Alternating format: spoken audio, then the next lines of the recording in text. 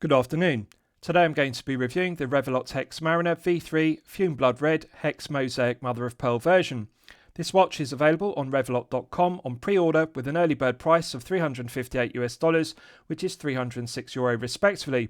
Revelot are a well-established microbrand founded in 2017 in Kuala Lumpur, Malaysia. This piece, the Hexmariner V3, is available in two case sizes, 42 and 39mm respectively. This is the 39. So firstly, let's look at the box that the watch comes in, and then I'll talk you through the specifications of the piece.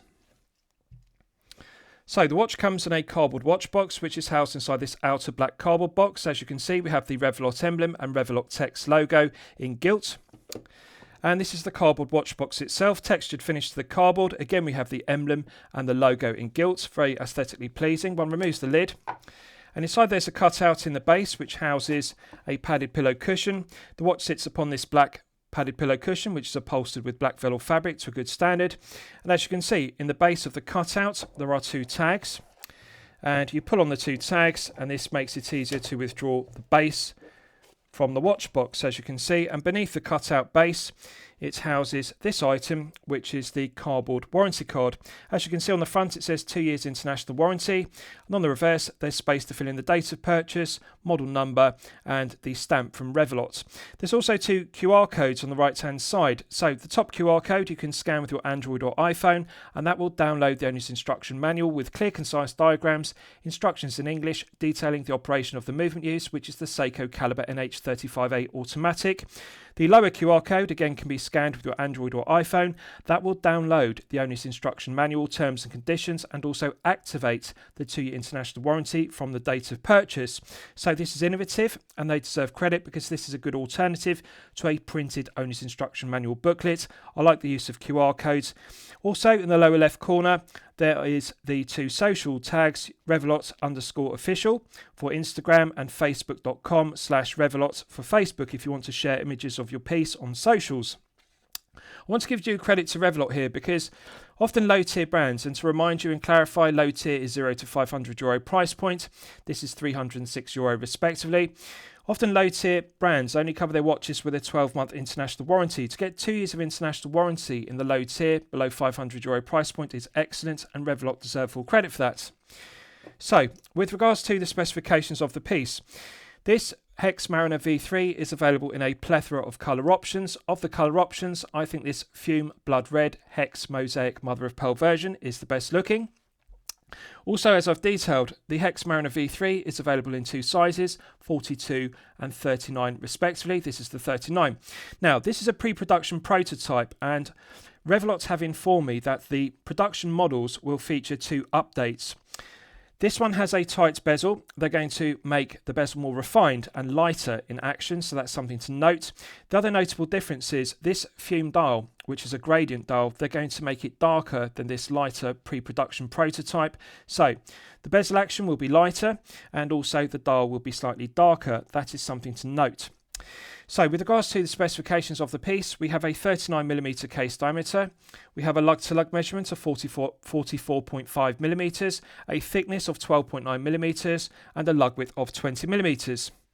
The flat Jubilee style bracelet tapers from 20mm at the lugs down to 18mm at the 2-button push micro adjustment clasp. Now, on a 39mm head of the piece, you'll know this from my previous reviews, I think this would look better, more aesthetically pleasing if it used the perfection personified taper, which is the industry standard for good reason, 20 to 16 versus this 20 to 18. But however, this is subjective. I appreciate for some collectors, they might actually like the additional meat and the straighter taper of a 20 to 18. But I think for a 39 and a 40 head of the piece, 20 to 16 cannot be beaten. But what I do like about it is this is a refreshing change because they haven't just used the default option of a Jubilee style bracelet. This has flat link profiles, so it's a flat Jubilee bracelet and it is unique to the Hexmariner V3. 2-button push micro adjustment clasp has longitudinal bust satin finishing with a beautiful luster, and we've got an engraved Revelot emblem which is done to a good standard in the hex. 2 button push triggers are brushed satin finish to a good standard, no sharp edges, nice large mirror polished bevels on the edges which mark the transition between the body and the brushed satin finish flanks. Undercuts to the flanks are deburred in chamfered, no sharp edges, doesn't have a sharp edge on the top edge or the low edge, and the 4 corners have been deburred and chamfered very well, so it's correctly proportioned and it allows for 10mm of on the fly adjustment with the internal ratcheting mechanism which we'll test. We have a flat sapphire crystal with clear AR coating on the underside, and the clear anti-reflective coating does an outstanding job of reducing the glare and the highly reflective nature of the mirror polished indices and the mirror polished handset. The handset is anodized, as are the indices, and so they've got a black tint. Now they are metallic and reflective, they are mirror polished, but they are anodized to make them black tinted. So good colour tone match, because although they're shiny and reflective, by tinting them black with anodizing, this actually complements the legibility, enhances it, and also makes it aesthetically pleasing, because the black handset and black hexagonal indices contrast very well with a fume dial. What I like about this fume dial is the subtle hexagons in the background, because it is fume blood red, so the colour is red. It's a gradient dial, it's a fume dial, but it has a subtle mother of pearl texture to it. So the hexagons are done in mother of pearl and they blend into the red. So when you tilt the dial at an oblique angle, the mother of pearl finishing or texture catches the light and it makes the hexagons stand out from the fume gradient dial, and it's very well executed. This is something I want to give due credit to Revelot here, because one doesn't often see gradient or fume dials executed to this high level in the low tier from €0 to €500. So not only does it have mother of pearl, which adds interest, it also has a gradient fume finish to it, and they've done a very good job of it. Now I understand they're going to make it darker in production models versus this lighter pre-production prototype, but nonetheless, execution is fantastic. White chapter ring has 60-minute ticks and it's high definition and crisp. The quality of the white's paint is sharp. It's not too thick and blurry. That's good. Revelot text logo is printed with high definition font, as is the emblem. And then we have Hexmariner automatic 660 feet equals 200 meters. 3 lines of text is perfect. It's not over branded with unnecessary text or specification. The dial is balanced. I like the symmetry of it because we have the date complication at 6 versus the default position of 3. So the dial is balanced. Rather than being an asymmetrical dial with a date complication at 3, they've kept it symmetrical with the date complication at 6. One detail I like, and again this is unusual to see on a low tier piece between €0 and €500, is the laser engraved rehorts. This does add significant production costs per piece and therefore diminishes profit margin per piece, and Revelot really deserve credit because the quality of the laser engraving of the rehorts, which has Revelot Hexmariner repeated all the way around the 360 degrees of the rehorts, which has a bevel profile to it, it's done with high definition laser engraving. It really is close to Rolex level. This does remind me of the laser engraved rehorts on my Rolex Starbucks and my Rolex 16610 Submariner dates respectively. That's the quality. High definition font, it's crisp, it's sharp, it's not too thick and blurry, and the definition of Hexmariner and Revelot engraved around the rehorts is very good. So I like the fonts used, it's clearly legible, the definition is good, the concentric CNC lathe tool machining to the rehorts, which has a bevel to it, is excellent. So the quality of the rehort execution is outstanding at this price point. This is the kind of laser engraved rehort one would expect to see on a mid-tier piece costing €500 to €5,000 or a high-tier piece costing €5,000 plus. Very unusual to see a laser engraved rehort of this standard at €306, so they deserve credit for that. Handset is correctly proportioned and I like it's faceted versus being flat. The black anodizing is high quality and the black anodizing to the indices is high quality, no flaws whatsoever. Proportions of the hour and minute hand are correct. The minute hand extends all the way to the applied indices and the 60-minute ticks on the chapter ring, so the hand is long enough. Our hand is also correctly proportioned and the second hand has a hexagon Lume pip on it, which adds interest, and continuity of design is good, but the tip of the second hand extends all the way to the minute ticks on the chapter ring, so they deserve credit because often low-tier brands have a tendency to undersize the handsets. They're too slender and they're too short. These hands look large enough and they also look long enough. So the legibility is good, functionality is good. It's a very easy to read dial and handset. Now, the bezel is solid 316L grade stainless steel, and they've made a knurled finish to it, which is angular. And this makes a refreshing change from using the default options of a scalloped bezel, gear tooth bezel, or coin edge bezel, which are the industry standards. And one could say this is inspired by the Rolex Submariner date 116610LN because it has a similar profile to the case, rather like the Rolex Maxi case, but they've given it angular profiles, thus called it the Hexmariner because of the hexagon influences. But what I like about it is they haven't just used the default option of a scalloped bezel as per the Rolex Submariner date. This has knurling, but they've got angular teeth, and the quality of the mirror polishing to the angular teeth is excellent because it is grippy and tactile due to the angular profile, but it's not sharp. It doesn't dig into the index finger and thumb, so it actually feels very pleasant to use. It's grippy, it's tactile. One can easily get good purchase on it, but doesn't feel sharp. The large chamfer on the top edge of the angular teeth, or knurl teeth, it deburrs them, so they don't have sharp points. They don't dig into the skin, so it feels grippy, but it doesn't feel sharp. They've got the balance correct. Quality of the mirror polishing is excellent. Profiling to the bezel is excellent. The bezel insert is made from carbon fibre, and this makes a refreshing change because, again, they deserve credit for originality. I like to see microbrands come up with original designs and use innovation and original aspects rather than just using the default options of a ceramic bezel insert, aluminium bezel insert, or sapphire crystal bezel insert respectively. They are the industry standards at this price point. Carbon fibre is not used as much, but it's very aesthetically pleasing because you can see the carbon fibre has a lovely grained finish to it. Not only that, but they fully engraved the carbon fibre bezel insert and they've inlaid it with two different colour looms, orange and BGW9 blue, which we'll test in the Lume test.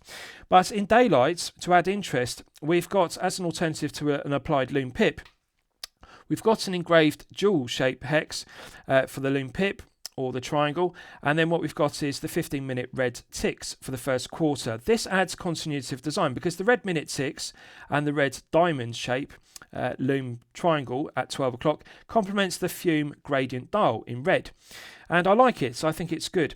I like the grained finish to the carbon fibre, and they've done a good job of engraving the carbon fibre, which is technically difficult because, of course, carbon fibre is a brittle material to work with. It's difficult to machine, it's difficult to grind, it's difficult to polish, and it is difficult to engrave with enough depth to apply or inlay 5 to 6 layers of BGW9, which we'll test in the Lume test. But credit where credit's due. Revelot have done a very good job of it because the carbon fibre is ground and moulded and polished to a very smooth standard. It's not rough, it's very good. Still retains the grained finish to it, but it feels perfectly smooth. Nice matte finish rather than the glossy finish of a ceramic bezel insert. Quality of the engraving is good. The font is large, it's crisp, it's high definition, it's not too thick and blurry, and it is sharp. And what I mean by sharp is the font is clearly legible. The engraving of the hour markers, the 15-minute ticks, and also the Arabic numerals are sharp. They've done a very good job of engraving it, and they've done a very good job of inlaying the carbon fibre bezel inserts with BGW9, so I'm looking forward to testing it in the Lume test. Case is solid 316L grade stainless steel, nice angular profile which is brutalist in design. Longitudinal brushed satin finishing to the flanks, and we've got a large mirror polished bevel which runs the full length of the case from tip of the lug to the tip of the lug. This marks the transition between the brushed satin finished top of the angular lugs and the longitudinal brushed satin finished flanks. Nice large chamfer on the underside to the flanks. That deletes the sharp edge, which enhances comfort level. I like that the flanks are low profile. Just bear with me, I'll get the camera to focus. So it's not slab-sided. It doesn't look like a thick block of 316L grade stainless steel. They've profiled the angular profile to the flanks very well. The crown is solid 316L grade stainless steel, coin edge finished, and nice large chamfer which deletes the sharp tips to the coin edge teeth. Also engraved with the Hexmariner emblem to a good standard, and interestingly and unusual at the low tier price point of €306, they have infilled the crown with BGW9. So again, we'll test that in the Lume test. But these are the kind of enhancements, the original design aspects I like to see a microbrand use. Rather than just using the default option of an engraved or embossed crown, they've signed it with an infilled BGW9 emblem, which glows in the dark. This is good. So let's test the bezel execution. 120 click unidirectional bezel, as one would expect. Now this does feel very firm. In terms of how firm it feels like a Steinhardt Ocean 139, which has a very stiff bezel. Feels heavier than a Seiko 5KX. Now, I'm not going to be critical of it because, as I've detailed, Revelot informed me that this is a pre-production prototype and they are aware that this prototype does have a tight bezel. It doesn't feel too tight. It's easy to rotate through the 360 degrees. It doesn't get lighter or heavier. It feels even all the way through the 360 degrees. I actually like it. I don't think that it's too heavy. I don't think there's too much resistance. But nonetheless, Revelot are not satisfied with it, which is fair enough. They're going to make the production model slightly lighter in terms of resistance. It feels smooth, doesn't feel rough or gritty, feels even. No lateral side-to-side play whatsoever. No back play whatsoever. Feels nice and tight. Feels similar to a Seiko 5KX in terms of resistance. It's got that medium firm resistance. It's not as firm, not as stiff as a Steinhardt Ocean 139, which is very heavy. It's too heavy. Really does feel similar to a Seiko 5KX, which I like. And I like the feeling of it. Nice loud audible clicks. And it feels smooth. I like the refinements because you can feel and hear the click spring engaging with 120 grooves in the underside of the solid 316L grade stainless steel knurled bezel. So although they're going to make it lighter, I would be satisfied if they left it as it is with a heavy action, because due to the angular profile of the knurled teeth, it is very grippy and tactile, so you can get really good purchase with your index finger and thumb to turn it. Doesn't feel too tight. Very similar to a 5KX, lighter than a Steinhardt Ocean 139, but they are going to make it lighter, which is fair enough. So finally, let's just check the alignments. So I'm bringing up the red diamond up to the 12 o'clock index. One more click. Perfect. The diamond, red Lume pip or triangle, perfectly aligns with the 60-minute tick on the chapter ring and the 12 o'clock index on the dial. So this is perfect bezel execution. Nice and tight, firm resistance, which they're going to make lighter. Feels even all the way through the 360 degrees. No lateral side-to-side play, no back play, perfect alignment. It's excellent. Let's test the screw-down crown execution. The screw-down crown provides an effective hermetic seal to 200 meters, which is strong specification. Silky smooth. This is sublime screw-down crown execution. Perfect interface between the internal thread of the stainless steel crown and the external thread of the stainless steel crown tube. So it's refined. Build quality, quality control, materials and finishing are stellar. Minimal number of turns required to fully unscrew it. So when it's fully unscrewed, we're now in the manual wind position. So one can manually wind the Seiko Caliber NH35A automatic to its maximum 40-hour power reserve. Feels smooth to manually wind, doesn't feel rough or gritty. Something I really like about the NH35A. It feels nice and smooth to manually wind, smoother than a PT5000, for example, which feels rough and gritty in comparison. One can feel the tension in the mainspring gradually building up to its maximum 41-hour power reserve. Pulling it out to the first click position is the date setting position, but I'm just going to move the hands out of the way so you can see it better before I do that. Right, so pulling it out to the first click is the quick set date complication. If you look at the date window at 8, you can see the date clicks over to the next day of the month with a nice positive click. This is something I really like about the NH35A. Heavy, solid click. It's loud, it's audible, you can feel it and you can hear it. The single and the double Arabic numerals are correctly proportioned. Font is nice and sharp and crisp and high definition. It's not too thick and blurry. Both the singles and the doubles, Arabic numerals, they align correctly. They're not too far to the left, too far to the right of the date window. And I like the black dates wheel, contrasting very well with the white Arabic numerals. Now, they could further enhance this, and one could say they've missed an opportunity because this has a beautiful blood red fume gradient dial, which is mother of pearl. They could have colour-coded the date wheel in red with white Arabic numerals, because that would further enhance the piece and add more continuity of design, because we have the red diamond and red 15-minute ticks on the bezel, which is good. That matches the red fume dial. I think rather than using a black dates wheel with white Arabic numerals, although the legibility is good and it does look better than using a white dates wheel with black Arabic numerals, which is the default option, a red colour-coded date wheel with white Arabic numerals would further enhance the piece. But this is subjective. Some collectors might like the contrast of the black dates wheel with white Arabic numerals. Clicks over with a nice positive click. Feels reliable and robust, and the alignment is correct. Pulling it out to the second click position hacks the movement, and if you look at the second hand, you can see it's now stopped dead, so therefore it's possible to set the time precisely to the second with a Seiko Caliber NH35A automatic. So we're now in the time setting position. Feels smooth, doesn't feel too stiff, doesn't feel rough or gritty, and I like it. It's got the perfect balance of resistance. One can feel the meshing of the gearing is good. Feels smooth, both clockwise and anti-clockwise when you cycle through the 12 hours to set the time. Pushing it back in, it's got a nice positive click, and that restarts the movement. The second hand begins to sweep around the dial at the characteristic 3 Hz sweep. Now, subjectively, one can be critical of it, and it's just a characteristic of the NH35A. It runs at 3 Hz, so the second-hand stutters or judders around the dial rather than the more aesthetically pleasing smooth 4 Hz sweep of a 9015 caliber, for example.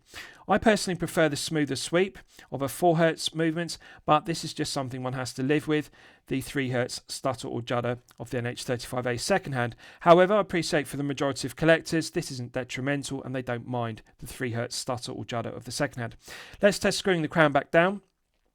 Instant thread pickup. There's a perfect interface between the internal thread of the stainless steel crown and the external thread of the stainless steel crown tube. What I like about it is the pickups, the mating of the threads. The internal thread of the stainless steel crown has a perfect instant pickup with the external thread of the stainless steel crown tube. The threads mesh, they mate, they pick up instantly. You don't have to rotate the crown clockwise and anti-clockwise several times to get the threads to pick up. It picks up first time, every time. It's excellent. Quality control, build quality, tolerances and machining are stellar. This is a silky smooth screw down crown. 200 meters is strong specification. Right, so let's look at the Caseback. Sapphire crystal glazed exhibition Caseback, nice large diameter proportion to the sapphire crystal glazing. Does a good job of displaying the NH35A, and they've decorated the movement with arabesque finishing, as you can see, and I like that it's got a cutout for the emblem, and they deserve credit because they could have just used the production cost cutting measure of a standard sterile NH35A rotor, but they haven't. They've decorated it with a gilt one, and it adds interest to the otherwise undecorated sterile movement. I like the rotor. It's well finished and it's very aesthetically pleasing. Stainless steel portion is concentric CNC lathe tool machined to a beautiful lustre, and the circumference is engraved with the specification, which is good. Milled slots are deburred and chamfered very well. Now, it is a deep bubble back Caseback, as one would expect, and that's just the way it is with the NH35A because it is a thick caliber. It does need additional clearance around the rotor, and with 200 meters and an exhibition Caseback, it does need to be deeper than a flatter Caseback used with the 9015 and 9039 respectively. That's acceptable. 200 meters is good. I like that the centre section is flat with the sapphire crystal because this enhances comfort level and feel good factor. It's perfectly smooth. The engraving is high definition and crisp, but it doesn't feel rough, so that's good. It doesn't scratch the wrist, and it feels smooth, so it's comfortable to wear for long periods of time. Quick release stainless steel spring bars are good. They're the correct decision rather than using standard stainless steel spring bars because that negates the need for a spring bar tool if you want to exchange the flat Jubilee style bracelet for an alternative strap, so that's good. Underside to the head of the piece is concentric CNC lathe tool machine to a good standard and beautiful lustre. And the left and the right hand flanks have large chamfers or bevels, and that deletes the edges, which is good. The undercuts to the crown guards are also angular and also deburred. Tips of the lugs are also beveled, so they've deleted the sharp corners. It's a very well finished case, very well finished Caseback. Right, so let's do a Lume test and we'll see how the Lume performs when it's charged up to the absolute maximum. So this uses BGW9 on the carbon fibre bezel insert, the applied hexagon indices on the dial and also the handset. So as always, I'm going to use my 100 UV LED torch to charge it up to the absolute peak. Right, so that's now fully charged and this has not disappointed. This has actually exceeded my expectations. So BGW9 throughout is a perfect blue colour tone match. That's good. But also, to add interest, they've also fully lumed the diamond. They've outlined it with an orange tone lume and also the first 15-minute ticks, which is subtle, but you can see it. The camera struggles to autofocus on the orange, but I can see it clearly. It does add interest. The hour markers on the carbon fibre bezel inserts are clearly engraved and inlaid with 5 to 6 layers. The Arabic numerals are 5 to 6. Perfect colour tone match, plenty of potency in the exciter, which is good, and I like the proportions of the hexagon profile handsets because one can immediately differentiate between the shorter hexagon profile hour hand and the longer hexagon profile minutes hand. So legibility is good. I like the symmetry of the dial by citing the date complication at 6 rather than the default position of 3. Rather than being an asymmetrical dial, it is balanced, it's symmetrical. Excellent performance. And what I like about it is this is a low tier piece and they deserve credit here because often between €0 and €500 in the low tier. Microbrands will often use the production cost cutting measure of, for example, not using a fully loomed bezel insert as a production cost cutting measure.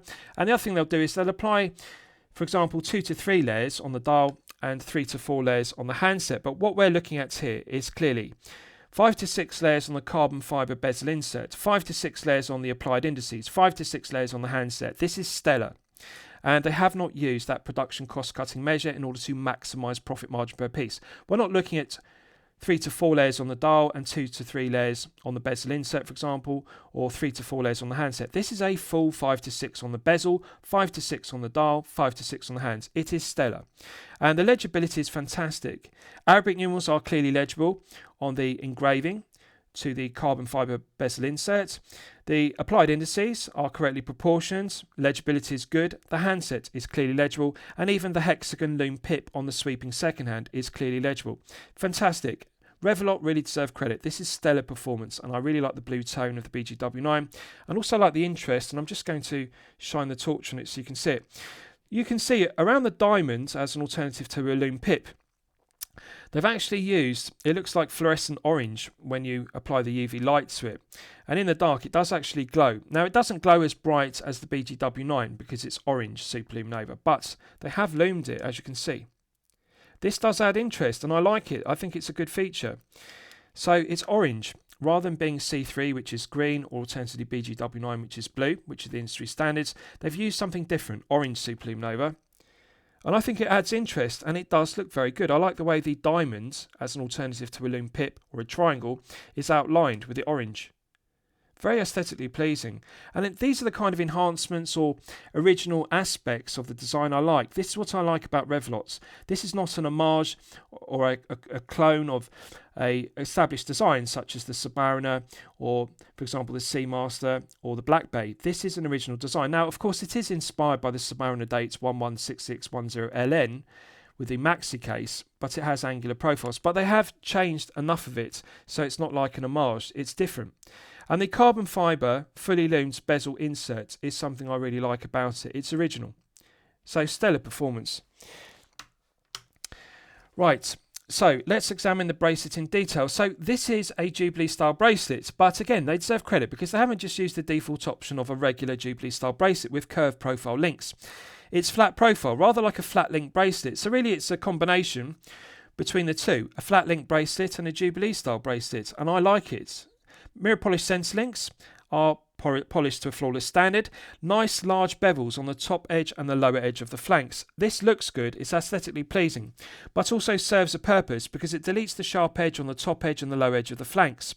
So enhances the comfort level and feel good factor. Doesn't pull arm hairs, doesn't feel sharp, doesn't scratch the wrist. Let's check the end link execution. Doesn't feel stiff or kink, articulates freely, doesn't have excess play, longitudinal, lateral, side to side or up and down play. Feels good. Let's check the other side for continuity. Again, end link articulates freely, doesn't feel stiff or kink, doesn't have excess longitudinal, lateral, side to side or up and down play. It is good. Bracelet articulates freely, flows nicely, doesn't feel stiff or kink, which is good because bear in mind it is a flat link bracelet. It flows nicely. Now, one thing I have noticed is because of the flat profile, it has a tendency to overlap. Now, it doesn't kink, but as you can see, when you flex it or when you articulate it, the flat links have a tendency to stack. So I'm just going to check it a few more times. Now, it doesn't feel stiff or kink, but it actually has a tendency, due to the flat link profile and the bevels, it has a tendency to stack itself, which I haven't seen before. But it's easy to manipulate it and make it flat again. So it's rather like a flat link bracelet rather than a Jubilee bracelet. And I'm just going to check the other side. Again, articulates freely, doesn't feel stiff or kink, but it has this strange tendency to stack the links. It's not really detrimental because you can easily manipulate it back again. And I think it's just down to the characteristic of it being flat. Rather than having curved profiles to the links, they have flat profiles. They're rather like cuboids. And the thing about the squared off profile to them with the bevels on the edges is it makes them, when you flex it, it has a tendency to make them overlap or stack, as you can see. Rather like a domino effect, if you like. They tend to stack on top of each other. But when wearing it on wrist, it does flex and articulate well. And they don't tend to kink on the wrist, so that's good. Now, on a positive note, bracelet doesn't rattle, it's not sloppy, feels nice and tight. That's the benefit of using 1.2mm screw pins versus using push pins, which are split pins or alternatively pins and collars, which are the alternative. Had they used push pins, that would have been a production cost cutting measure too far at the €306 price point. One has to be magnanimous, one has to be realistic and expect some production cost cutting measures, but Revelot deserve credit because €306 screw pins is good, rather than using push pins. 1.2mm screw pins tighten up the tolerances, so doesn't feel sloppy, doesn't rattle. Nice large bevels on the top edge and the low edge. They deburr it, so there's no sharp edges, doesn't pull arm hairs, and visually it looks good. The outer links are brushed satin finished longitudinally to a beautiful lustre, and they contrast with the flawless mirror polishing to the centre link. So the flat link or flat Jubilee style bracelet looks very aesthetically pleasing, and it makes a refreshing change from just using the default option of a beads of rice bracelet, Jubilee style bracelet or an oyster style bracelet. This is different. I like it. It's the first time I've seen a flat Jubilee bracelet, and it does look very good and also feels good because there's no sharp edges and it doesn't pull arm hairs. The only thing I would like to change is change the taper 20 to 18 to the perfection personified 20 to 16 taper. So let's look at the 2-button push micro adjustment clasp in detail. Beautiful lustre to it and engraved with the Revelot emblem. 2-button push triggers are heavily sprung loaded. Solid mill 316L grade stainless steel internals. Beautiful lustre to the top side, underside and flanks. No sharp edges to the top edge or the low edge of the flanks. The centre section has been deburred, so no sharp corners. Let's check the hinge pins. Left hand hinge pin articulates freely, doesn't feel stiff or kink, doesn't have excess play. Centre hinge pin articulates freely, doesn't feel stiff or kink, doesn't have excess play. Right hand hinge pin articulates freely, doesn't feel stiff or kink, doesn't have excess play. This is good. This is a refinement I'm pleased to see because I previously reviewed the Hexmariner V2. That did have excess play in the left hand, centre and right hand hinge pins. And this has been refined with the V3. They've tightened up the tolerances to an interference friction fit, and it needed doing, and they have done it, and they deserve credit for that. No sharp edges, doesn't have sharp corners, and the 3 hinge pins are good. Now, this features a micro adjustment clasp, and again, this is a notable enhancement over the V1 and V2. This V3 features this micro adjustment clasp. Spring-loaded trigger, which has press engraved into it, so you can depress the spring-loaded trigger with your thumbnail or fingernail. 10mm on-the-fly adjustment is good, so it has a ratcheting mechanism with heavy, solid, loud, audible clicks. Feels solid, feels reliable, feels robust. 10mm is adequate. This is how it looks when it's on its minimum, as you can see. So you simply press in the trigger with your index finger or thumbnail. Now you have to press it in hard. The trigger does need a lot of force, but it's good. It feels reliable, and I like the quality of the machining. Just bear with me, and I'll get the camera to focus. The internals are machined very well, and the quality of the finishing is good. The trigger is heavily sprung loaded, feels reliable and robust, so long-term durability isn't going to be a concern. Nice, heavy, loud, audible clicks. I like the solid feeling of it. Now, when it's on its minimum, doesn't have excess play, so it doesn't rattle, it's not too sloppy. Let's check when it's on its full extension of 10mm. That's on its maximum. Again, doesn't rattle, doesn't have excess play, so it's good. I like the 10mm. So I'll give you wrist shots and you can see how it fits on my 8-inch wrist. Now bear in mind, this is on its maximum 10mm on the fly adjustment. I can still easily slide an index finger beneath a bracelet and micro adjustment clasp at all times. So this indicates this flat Jubilee style bracelet will fit up to a maximum 8.5-inch wrist size. Even on my large 8-inch wrist, I can slide an index finger beneath it. This indicates 8.5 is the maximum. To clarify, there are enough removable links on the 6 o'clock and the 12 o'clock side of the flat Jubilee style bracelet to size this down to a minimum 6-inch wrist size. So 6 inches is the minimum, 8.5 is the maximum on its 10mm on the fly maximum extension. Excellent. Good to have that variation, good to have enough removable links. Now, there is one notable absence or one enhancement they've missed an opportunity on. To get the better fit, they should have added a half link on the 6 side and a half link on the 12 o'clock side, because we only have full flats links in the Jubilee style bracelet. This really does need half links, a half link on the 6 and a half link on the 12. The reason I say that is I appreciate it has 10mm on the fly adjustment. That is beneficial. But the problem with flat Jubilee style bracelets, and I'll apply the same criticism to Jubilee style bracelets, sometimes adding or subtracting one full link from the 6 or the 12 side doesn't give the desired fit. The bracelet feels slightly too tight or too loose. By having a half link on the 6 and a half link on the 12 side, you can refine the fit, because sometimes removing one link is the correct size, and therefore half link on one side, half link on the other side is beneficial because you can centralise the clasp. If you just remove one full link from the 6 or one full link from the 12, the problem is then the clasp sits off centre, either sits too far to the 6 or too far to the 12 side of the bracelet. It never sits bang on the centre. Proportions of this micro adjustment clasp are good. What I like about it is it's low profile. It's not too thick, it's not too bulky, therefore it doesn't stick out too much from the wrist. Also, it's not too long, and this is particularly beneficial if you're a collector with a smaller 6 to 7 inch wrist. You'll know this from other micro adjustment clasps. Often they are too large for a smaller wrist. They're okay on a large 7 to 8 inch plus wrist, but the length of micro adjustment clasp is often too long, so they have overhang on the wrist. So if you have a smaller 6 to 7 inch wrist, this clasp will fit you to perfection. It's short, but it still has 10mm of on-the-fly adjustment, which is beneficial. It's not too thick, it's not too bulky, it's not too wide. The proportions are fantastic. Beautiful luster to it, looks good, feels good, no sharp edges to the undercuts, so when it moves up and down the wrist it doesn't scratch. This is good. Taper on the bracelet could be enhanced as I've detailed. It would look better with a 20 to 16 perfection personified taper, but this is subjective. Some collectors might like the additional meat and the look of a straighter parallel taper. What I like about it is the end links articulate well. So rather like female poodle end links, they pull the end link in the bracelet snug to the wrist. Although it does have angular brutalist profiles to the lugs, it doesn't have an abhorrent large gap beneath the tips of the lugs. It actually wraps around the wrist like a tonneau case. So although it's angular and brutalist, it actually is a very snug fitting case.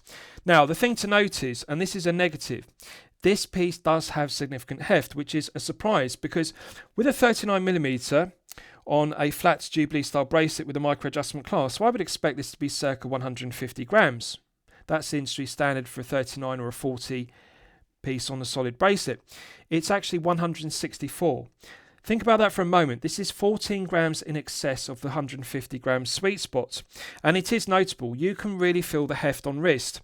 It feels more like a 41 or a 42 in terms of heft. If this were 41 or 42, 160 grams plus wouldn't be anything unusual, but it's only 39. Now bear in mind, the Hexmariner V3 is available in two case sizes, 39 and 42, so the 42 is even going to have more heft, but this is the 39 and it's 164 grams. Now bear in mind, it does have a long bracelet. This is long enough to fit up to an 8.5 inch wrist, so needless to say, if you have a 7 to 8 inch wrist, you're going to be removing 2 to 4 links. If you have a 6 to 7 inch wrist, you're going to be removing 4 to 6 plus links. That will reduce the heft down to 140 to 150 grams. It will make the sweet spot. But as it stands, it is heavy. You can really feel it. It's not excessive, but to wear the piece for long periods of time, 164 grams is slightly too heavy. 150 and below is the sweet spot. But you can reduce it to 150 or below easily by removing links, and I appreciate the majority of collectors have a 6 to 7 inch wrist, and therefore they will be removing 6 links. This will be below 150.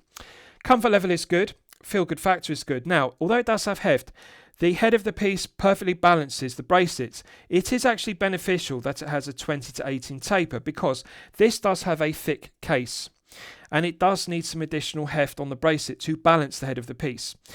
Visually it would look better with a 20 to 16, but however, subjectively one could say, well, it does need the additional meat of a 20 to 18 taper and the wider micro adjustment clasp to balance the heavy block-like slab of 3160 grade stainless steel with the angular profile, brutalist lugs. Looks good, feels good. So as I've detailed, it's available in 42 and 39. The 39 is clearly the right choice. I think the 42 would be too large with too much wrist presence.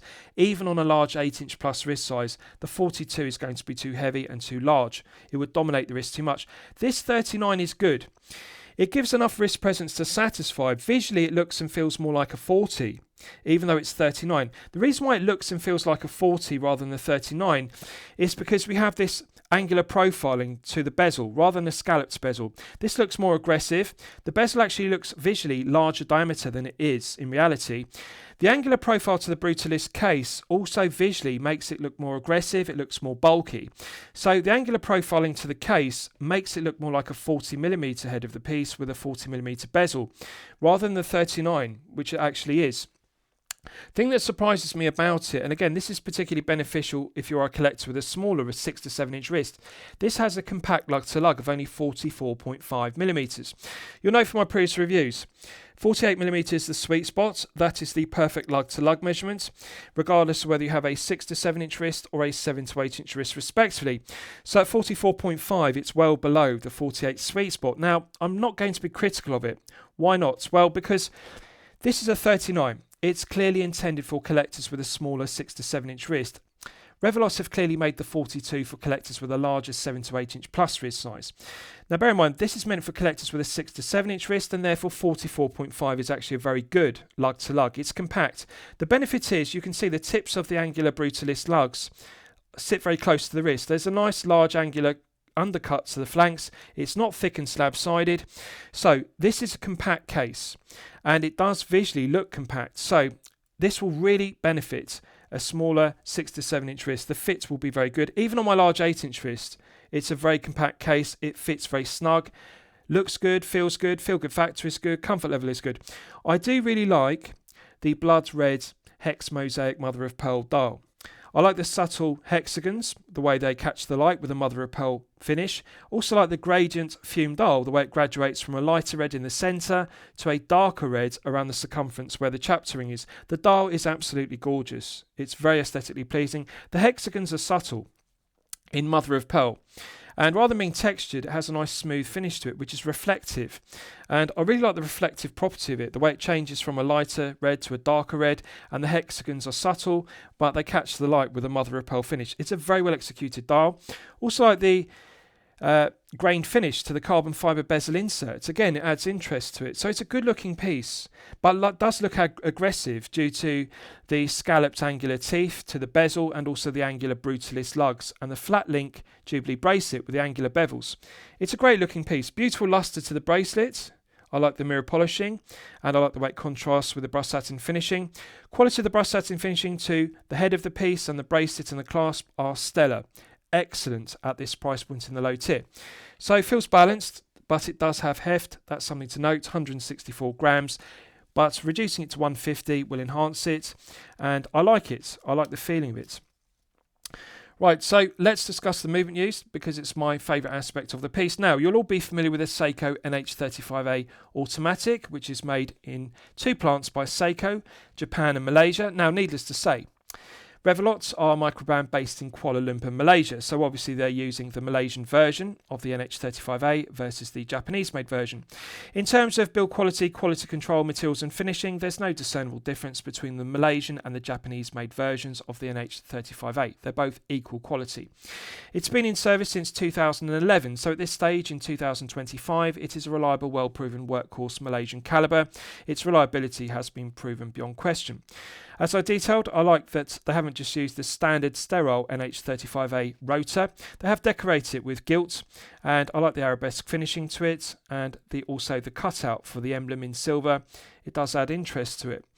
The movement is undecorated otherwise, but I'm pleased to see a sapphire crystal glazing rather than the production cost-cutting measure of mineral crystal. Strictly speaking, the Exhibition Caseback doesn't need sapphire crystal because unlike the front of the piece, it's not prone to being scuffed and scratched with daily wear and tear. But 24 joules, 21,600 vibrations per hour and a frequency of 3 Hz, hand winding and hacking, which are used for complications and work well as I've demonstrated. Quick set date complication works well. Stated accuracy of the NH35A is -20 to +40 seconds per day, so rather wide accuracy range. However, I'm pleased to report that Revelot are doing a good job of regulating the calibers they're using. This one is running consistently at +8 seconds per day. +8 is well within the stated accuracy of -20 to +40, and +8 is perfectly acceptable for an NH35A. I regard anything between plus or minus 10 seconds per day to be good enough for an NH35A, but it is possible to regulate them in 5 positions better to even chronometer accuracy. So they could go further. If they regulated the movements in 5 positions, they could attain chronometer accuracy of -4 to +6. But nonetheless, +8 is good enough. I like the movements. It's the correct choice at this price point. And above all else, what impresses me about this piece is it is only 12.9mm thick. This is particularly beneficial because usually low-tier brands, they use the NH35A, and the problem is they make it too thick. The head of the piece will be thick in order to house the thick caliber, and if they use an exhibition caseback with 200 meters, that adds thickness. Then they compound the problem by using a box top pack crystal or double dome sapphire crystal and add another 2mm, so you end up with a piece that's 13 plus. This is 12.9, which is good. The rehort isn't too deep, which is often the characteristic of NH35A powered pieces, and as I've detailed, it's laser engraved to a very good standard. But what I like about it is this piece is only 12.9, and anything below 13 is the sweet spot, as I've detailed, to easily slip underneath the shirt cuff, so it's not a thick piece. 12.9 is a pleasant surprise. So, movement is the correct choice. I like its reliability, I like its durability, and its accuracy. It's well proven. So last I'll summarise the piece. What do I think of it overall? Well, when I'm considering reviewing a watch on my channel, the watch meets two criteria. It should be both excellent quality and excellent value. Now, there's one thing I didn't do in the Lume test, and I meant to do, is show you the Lume's crown, because this is unusual, and Revelot deserve credit, because as I've detailed, I like to see microbrands innovate, I like to see originality in design elements, and this is something which is unusual in the low tier. They have fully loomed the screw down crown. Now just bear with me, I'll get the camera to focus on it. Now we're clearly looking at 5 to 6 layers, and the exciter is so potent the camera's struggling to autofocus because it's so bright.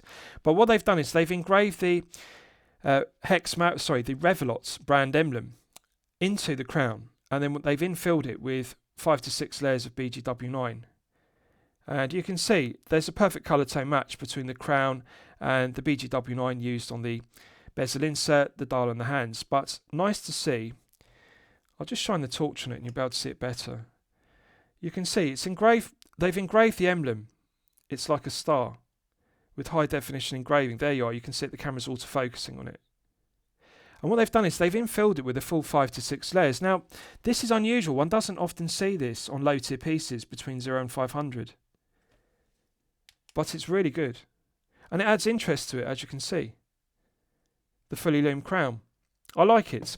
And I think Revelot deserve credit for this kind of innovation. So, last I'll summarise the piece. I'm going to declare it excellent quality, and I'm going to declare it good value. Now, why do I say good value? Why don't I say excellent value? The reason why I say good rather than excellent value, at €306, which is the pre-order early bird price, the retail will be higher.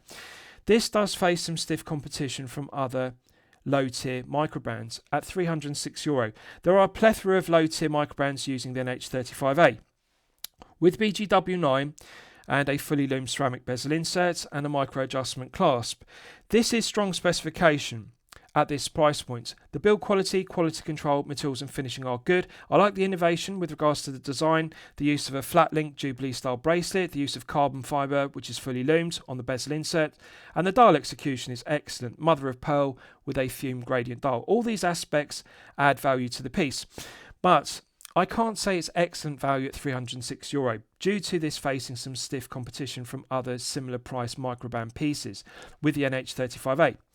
Specification is good, it's satisfactory. Bezel execution is good, they're going to make it lighter, but I think it's good enough as it is. Screw down crown is excellent, micro adjustment clasp is excellent. It's an excellent quality piece, value is good.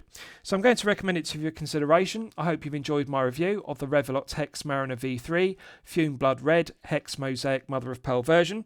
Please feel free to post your own comments below the video. Thank you for watching.